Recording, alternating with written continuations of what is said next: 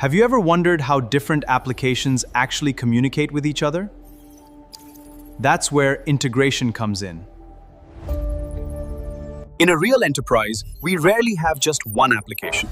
We might have a CRM for customers, an ERP for businesses for storing information, cloud applications, mobile applications, and external partner systems.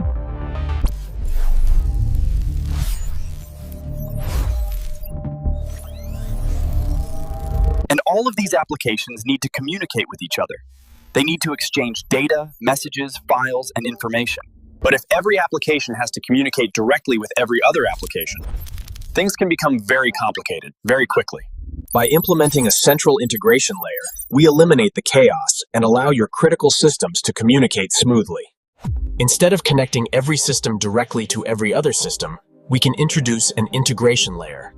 This integration layer acts as the bridge between different applications and technologies. Want to learn more about integration? Subscribe and comment what you want to see next.